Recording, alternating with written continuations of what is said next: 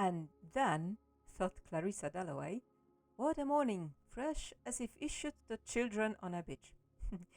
Well, perhaps not a beach exactly, but a fresh morning indeed it was. We were on holidays in Puszta Notecka, beautiful forest north of Poznań, central western Poland. And well, what can a photographer do on vacation? Shoot, obviously. What else? So each morning I would get up early, grab my dog, grab my camera, and head out to find a pleasant location for a morning shoot.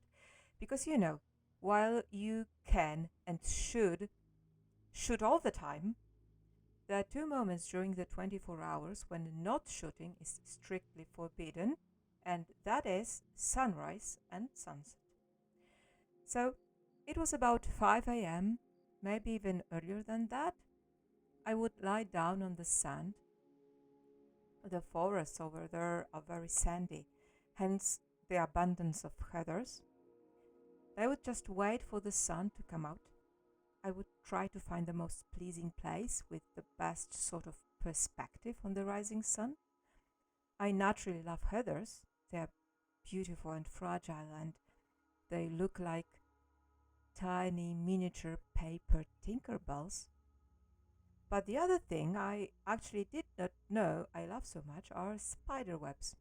It was early September, so spiderwebs were obviously in their best. On the left top corner, you have the specs of the lens. It is 105 millimeters, my favorite one, which is not a very long telephoto actually, but it just gives you this marvelous perspective. It is a very fast lens as well, 1.4, and it was almost wide open, 1.8. I believe it was a mistake. I think I wanted to open it to the widest. But this 1.8 gives you this really nice and shallow depth of field. You can see on the heathers that actually only one branch of Tinkerbells is in focus and sharp, and everything else is out of focus and blurry a bit.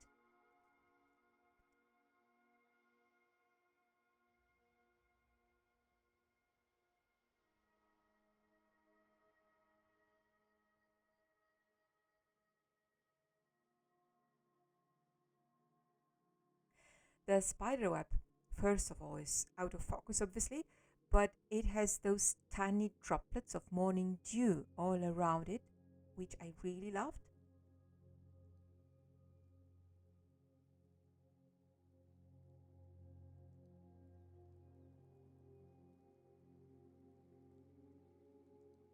You can see the light diffractions, and in the bottom right, you can see it is all hazy and shaky, and that is because the shutter speed is only one of 500th of a second, which you could think is quite short, but it actually is not. For fast moving subject like this spider web shivering and trembling in the wind, which was just a smooth breeze, if I can recall correctly. It was no big breezes around, just a tiny breath of wind. And this spider web is just shivering and trembling, and this is obviously too fast for that shutter speed. And this is exactly what I wanted to achieve. I could have frozen the threads. But what for? I could have risen the ISO up a bit and dial up the shutter speed up to 1/2000th of a second, but I did not want it. I wanted to have this tiny bit of motion in the frame because it is what makes it more ethereal and dreamlike. I wanted to remember this forest floor early morning as a really magical experience. Right, as for editing, first of all, you want to remove chromatic aberration because obviously you do. If you zoom in into this ridiculous amount of enlargement, you will see those tiny little purple fringes around the dew. So we need to get rid of them. Not too much, because Lightroom could consider the heathers also an aberration, and we don't want that. We need to find a golden spot of removing what we do not want and leaving be all the other things. So just remove what actually is an aberration and leave the heather flowers as they are. And now we could enable profile collection, but I don't want that. I don't like it. I use this function a lot with wider lenses, but not with telephoto. I actually really love this effect of the picture sucking you into the frame. At least I have such a feeling when looking at it, so I don't want to get rid of that. Next, the cropping. The composition is alright. I spent a fair amount of time tinkering with all the frame elements at the spot, which is not always the case, but over there, in that moment, I was fixed in the place waiting for the sun to rise, and yeah, the frame is pretty okay for me. And now, we need to address one of the biggest misconceptions in the realm of digital photography. At least for me, it is an annoying misconception, and I need to point it out. What I mean is an idea of having a picture straight out of camera. SOOC. You can come across this phrase a lot in the internet. There is no such thing, at least in my opinion. I might be wrong, of course, but as far as my knowledge of photography goes, nobody has a camera that is able of giving you a picture, being a blueprint of what your eyes can see on the location with no adjustments whatsoever. The first and obvious thing would be the focal length, which is around 42 millimeters for our eyes, and there are not many 42 millimeter lenses around. But then consider the raw file construction alone. Even if you shoot on film, the film needs developing. I wish we could ask Ansel Adams how he developed his pictures. He would tell us he would obsess in the darkroom for hours making adjustments to his photos. He would brighten the same areas and darken others. He would make different versions of the same photo, making sure that the frame is, one, pleasing to the eye, but what's more, that picture is actually conveying the message and the point of view that he wanted to put in the frame. So even with film, you don't actually have straight out of camera pictures. And worse still, with digital cameras, you do not even have any tangible film to work with. You have files. And files consist of digits, is just zeros and ones, not much more. So every device you're actually viewing your picture on needs some kind of translation manual in order to interpret those digits into the visual representation. And that manual is called a color profile. Every digital camera has got one, or rather multiple ones. And if your digital darkroom, which in my case is called Adobe Lightroom, quite a fitting name in my opinion, there are loads of color profiles available to you. You have Adobe RAW, made by a producer of the application, and you have camera matching profiles, the ones provided with the camera by the camera producer. You can choose one of them while shooting actually. There's standard, which I actually do use all the time because I do not like fussing with color profiles on the shoot, since all the editing actually happens for me in here in Lightroom. But theoretically, you can choose others like vivid, portrait, landscape, so on. The changes are perhaps not humongous, but they are definitely there and you can see them. So, as you can see, there is nothing like straight out of camera. You can say straight out of camera with standard profile if you wished. I just believe people should be aware of that and not just, shovel this straight out of camera nonsense. Sorry, but I really do think it is nonsense. So, yeah. Let's choose our color profile. I like to I use very different profiles, but in this photo I choose Modern L8. I really like this profile a lot. Yeah. Another thing that is interfering with straight out of camera idea is white balance. You can, again, dial it up on your camera while shooting.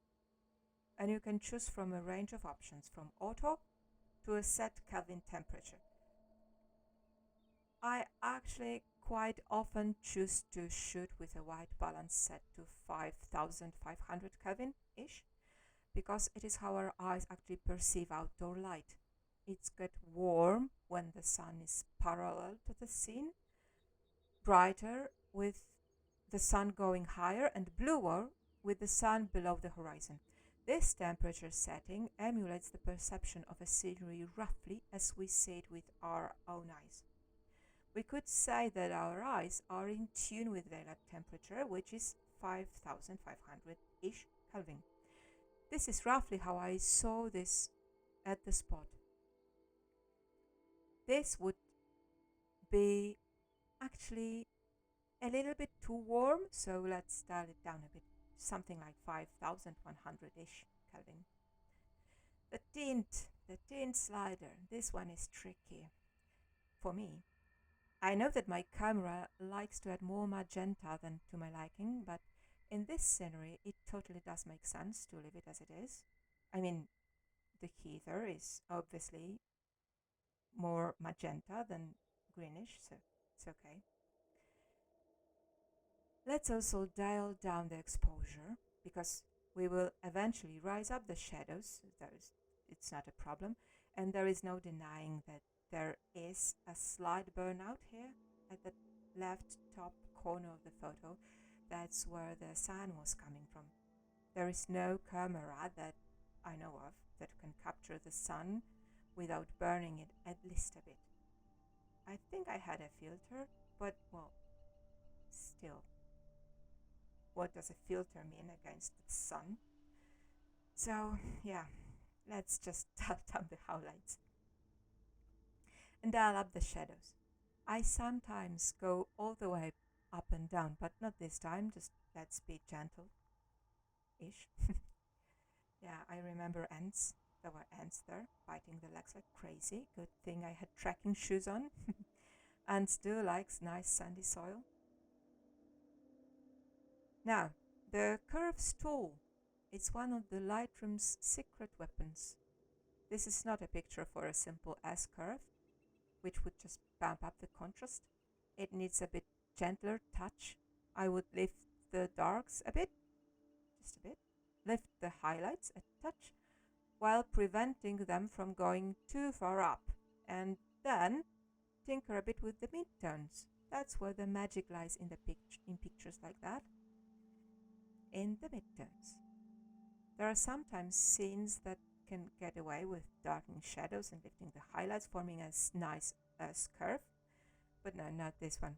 This one, I feel, needs some special treatment with not very obvious curve shape.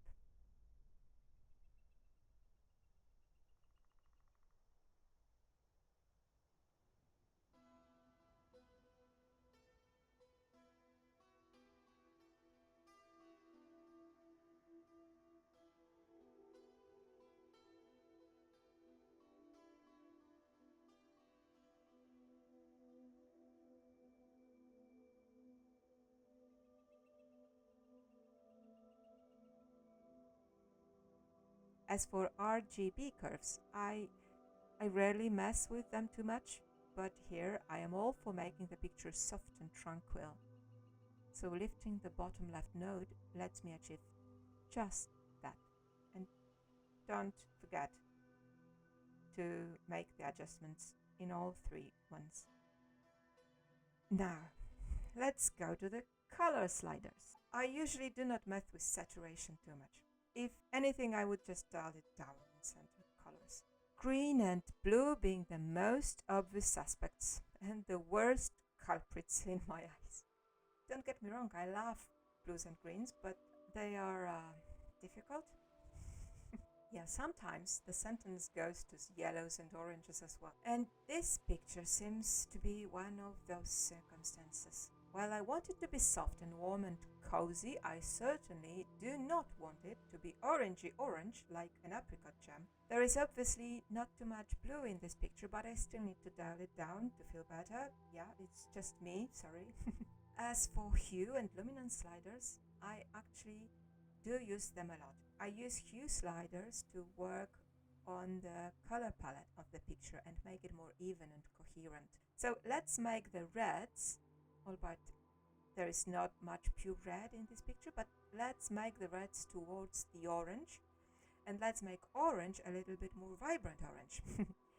Now let's dial yellow a bit, a tiny bit left towards the orange, of course, since the orange is the dominant color of the photo, the orange and the heather purple. Well, yeah, even though in this picture it probably affects mostly the greens and not the yellows themselves, which are sparse actually, at least in their pure form. Yeah, and as for the greens, I always push it towards the yellows. I just like my greens nicer. And let's also push the purple towards magenta, just to make it a bit more like heather color, magenta rather than bluish. Yeah, and now let's move to the luminance sliders. It is one of the secret weapons as well, I would argue. Lightroom seems to be full of secret weapons. Very often, if I wish to boost saturation for any reason, I would be far better off just tinkering with the luminance, and in most cases, it really is all the picture needs doing. So let's lighten those oranges and yellows. And green, on the other hand, green, this one needs some heavy dragging down because I need to anchor this scene with greens in the bottom. I often also darken the blues. However, I believe in this picture the only blue is in the particles of green, but let's drag it down anyway, just to make me feel better. Yeah, I know, schizophrenic a bit, but let's make the purple brighter, not that it changes much in the picture. Yeah, and that would be all in this section. Now, let's move to color grading. Another secret weapon, and a powerful tool for elevating the mood and atmosphere. It could change the feel of your picture quite a lot. This whole morning felt as if you were wearing glasses made of amber. So this is what I want to emulate, I guess. Let's add some warm amber color to the midtones and the highlights then. And the shadows. Yeah, I always like to darken those a bit, just to introduce a tiny bit of contrast. And I need to be careful not to overdo that. The shadows are usually, mostly, but not always, but usually cool. Because, the shadow is a place with no light. And light is warm. And in places with no light, the colors tend to acquire bluish undertones. So let's emulate that effect a little bit and add some blue to the shadows. And besides, you can't make the picture just orangey orange. No apricot jam, remember? You need some contrast, even if it is slightest bit. Yeah. And vignetting. Vignetting obviously need doing, but with the lightest touch. Most of beginner photographers are prone to sliding it far too heavily. At least I know I have been. So do it lightly and you will see it is nothing much, but it helps to point your eyes towards the center of the image. And at last, not least, a very, very important stuff, which is masking. Masking generally means local changes. With most pictures, you could just use the AI application for subject, background, or sky, or objects, or whatever. AI would mostly find and mask those elements for you. And in most cases, it would do a decent job. But in here, just take a look. AI thinks that this lonely out of focus branch is a subject. Yeah, not impressed. And I clearly cannot understand that what is most important in this photo is the mood, the feeling. And it's good actually. It's quite refreshing to know that artificial intelligence is not always right and cannot do everything. If it was, and if it could, it would not need us much anymore. Yeah. So let's continue with masking by hand. I'm brushing over the heather that is in focus and around that point a bit. The effect I want to add here is some clarity because I want to make this Tinker Buzz pop a little bit more. Just be careful not to overdo clarity slider because it would look like wrapped up in plastic, and we certainly do not want any plastic in this frame, do we? The morning was fairly hazy, so I need to bump up this dehaze slider as well, just a tiny bit. The final touch would be rising the shadows a tiny bit, but we need to make sure to protect the highlights at the same time because we do not need any lighter than it already is. And that's it. Finally, let's help this sky, this sunny spot over here.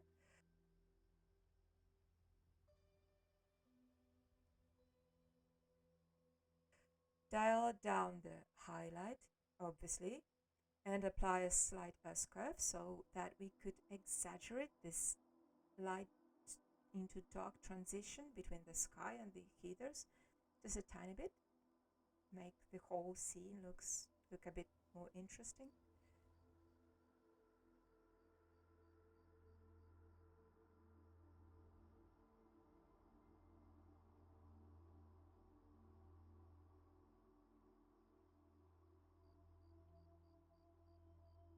Now, right, done. Take a look. This is before and after. On the left, you have your straight out of camera with standard colored profile. Yeah. And on the right, you have this scenery as I remember it, or as I want to remember it, rather. It brings back this magical moment of waiting for the Amaterasu, the sun goddess, to come up and grace the spider web with her rays. Yeah. Thank you so much for keeping me company while working on this edit. I hope you keep your most beautiful memories in the work you create. Good luck and see ya.